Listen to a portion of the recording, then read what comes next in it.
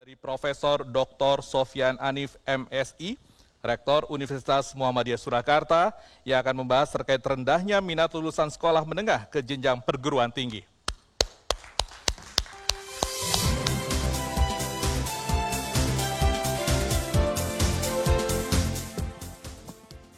Assalamualaikum warahmatullahi wabarakatuh. Selamat sore, salam sejahtera untuk kita semua. Bapak-bapak, ibu-ibu, para pimpinan perguruan tinggi yang saya hormati, para pemerhati pendidikan, dan hadirin hadirat yang tidak bisa sebut satu persatu.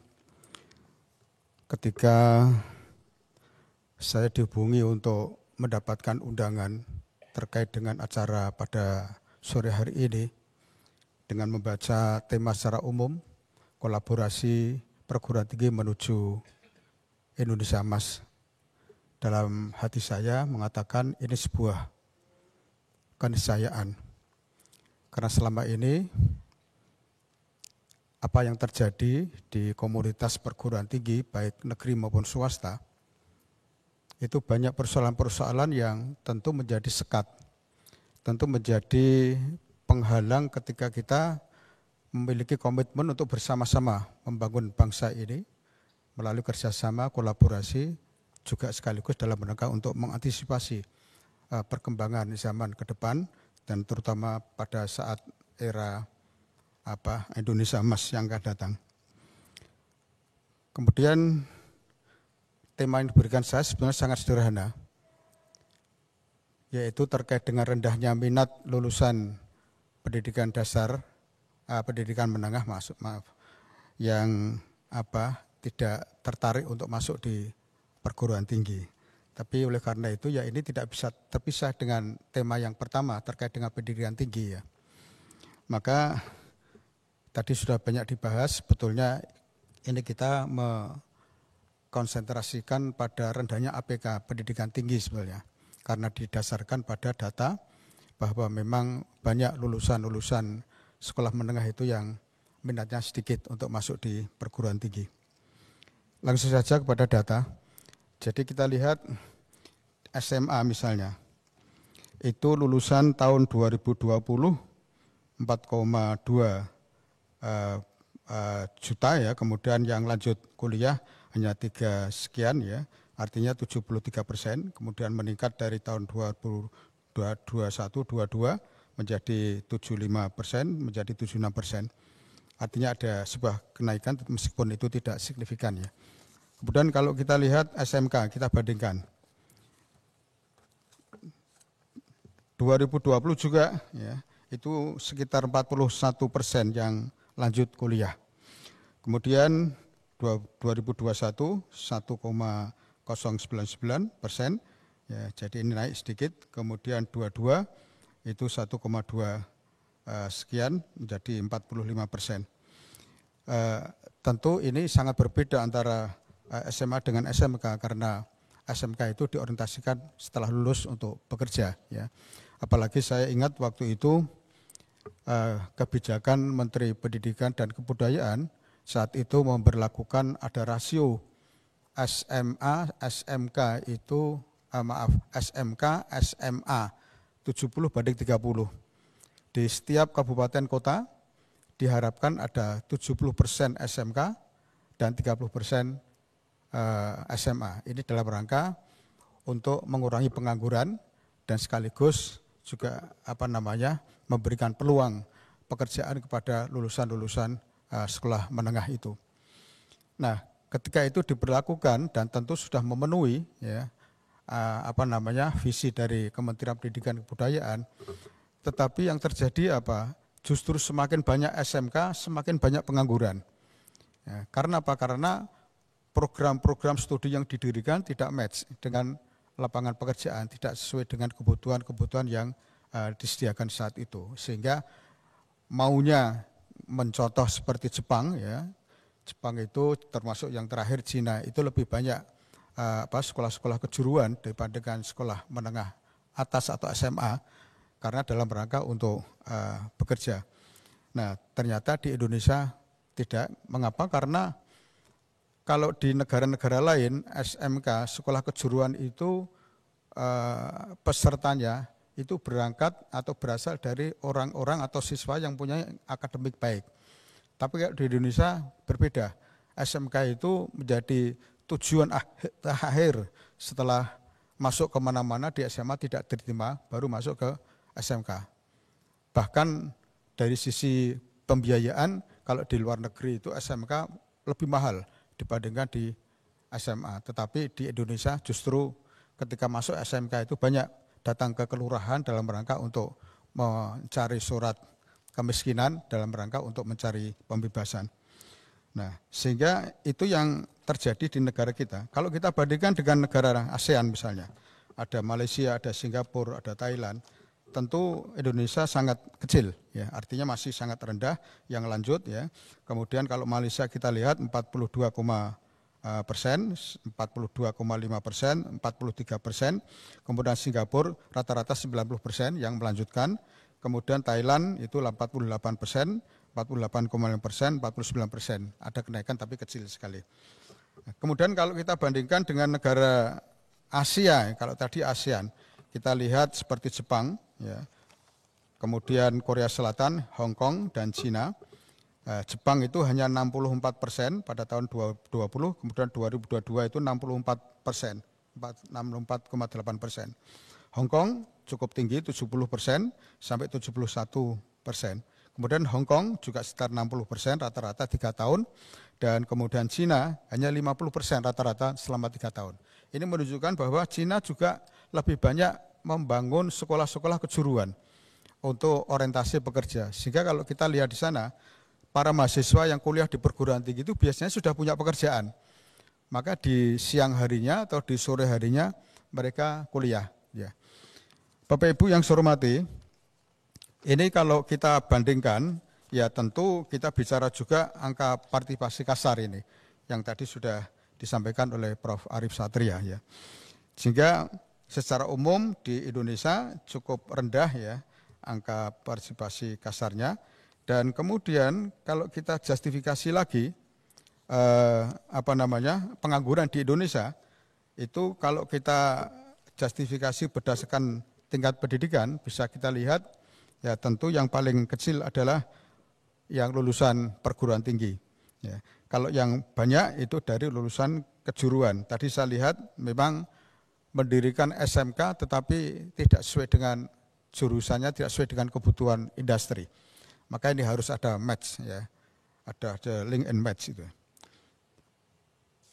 Nah, tentu mengapa demikian, ya? Ketika kita bicara rendahnya lulusan sekolah menengah, minatnya kecil untuk masuk di perguruan tinggi, menurut analisis saya, yang pertama adalah memang biaya pendidikan tinggi cukup tinggi, artinya tidak terjangkau oleh masyarakat secara umum. Ya. Kemudian yang kedua, keterbatasan biaya membuat siswa memilih untuk langsung bekerja setelah lulus sekolah menengah. Dan yang ketiga, kebijakan pemerintah yang terkait adanya rasio SMK, SMA itu 70-30. Itu ketika Pak Menteri Pak Nuh, Muhammad Nuh itu. Kemudian yang terkait dengan faktor pendidikan, kurangnya motivasi belajar dan minat siswa terhadap pendidikan tinggi, jelas, ya. Ini juga tadi dikupas oleh Prof. Arief Satria, aspek sosiologisnya, ya.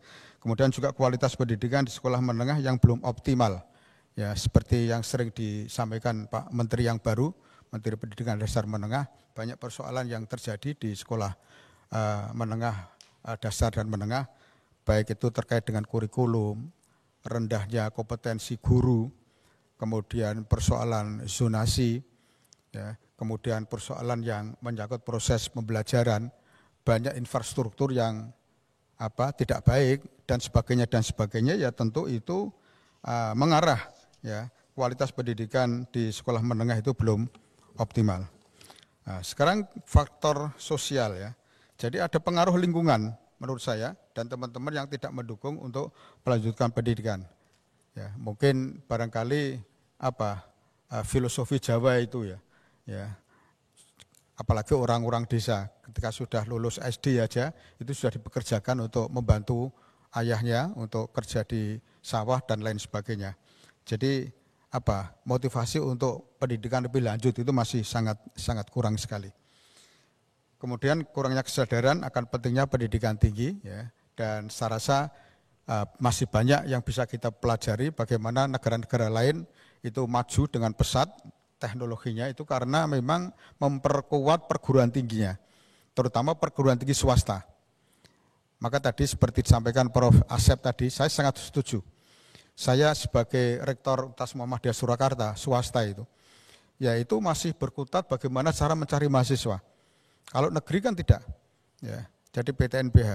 Jadi sudah harus mutar utak bagaimana bisa mencari mahasiswa sebanyak-banyaknya.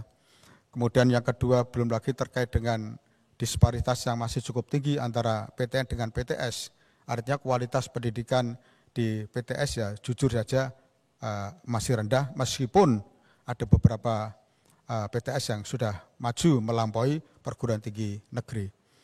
Belum lagi nanti persoalan biaya pendidikan, ya sudah swasta sulit cari mahasiswa, sangat sulit ya, tapi sekaligus juga dituntut tidak boleh perguruan tinggi swasta itu membayar mahal. Kalau mahal pasti tidak laku, ya pasti tidak laku.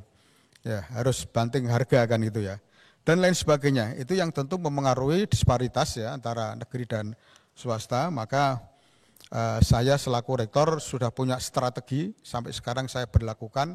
Yang saya prioritaskan itu adalah bagaimana agar kualitas program studi itu bisa mencari akreditasi unggul. Maka di UMS itu sudah hampir 90% dari 70 lebih prodi itu sudah unggul. Dan ini yang menjadi daya tarik. Kita bisa bersaing dengan perguruan tinggi negeri ketika prodi kita sudah mendapat akreditasi unggul. Nah itulah yang saya prioritaskan sampai sekarang. Dan sekaligus ini menjadi kata kunci sebetulnya ketika swasta mau berjalan, karena dengan mahasiswa banyak ya tentu kita bisa membiayai dalam berbagai aspek. Dan sekaligus kita juga bisa berbenah untuk peningkatan kualitas. Bahkan UMS beberapa tahun ini sudah masuk di pemeringkatan di tingkat dunia. Meskipun hanya radar 1.200 ya. Tapi itu sudah sebagai satu kemajuan yang pasti. Bahkan terakhir saya diundang CNN, diberikan penghargaan karena mahasiswa asing kita itu pendaftarnya mencapai 8.558. Ya, beberapa waktu yang lalu kami mendapatkan penghargaan outstanding dari CNN, bagian daripada Metro TV ini, karena merasa bagaimana ini UMS kok bisa sampai mendapatkan pendaftar mahasiswa asing sampai lebih dari 8.000. Meskipun saya hanya memberikan beasiswa hanya untuk 40 orang kepada mahasiswa asing, itu hanya sebagai pancingan saya supaya go internasional, supaya orang melihat bahwa UMS sudah perguruan tinggi di tingkat dunia, sehingga mahasiswa itu tidak perlu kuliah di negara lain, cukup di UMS. Maka terbukti itu ada, dan kami setiap tahun itu paling tidak 8.000 kami terima S1-nya, belum termasuk S2 dan S3, tapi pendaftarnya rata-rata di atas 35.000. Jadi kami masih memperhatikan PTS yang lain supaya bisa dapat kebagian mahasiswa itu. Nah, tapi yang paling penting tadi Bapak Ibu, kita harus mencoba memberikan strategi kepada pendidikan menengah. Bagaimana mereka, ya karena jumlah usia pendidikan menengah itu cukup banyak, bagaimana mereka nanti setelah lulus itu punya minat untuk masuk di perguruan tinggi.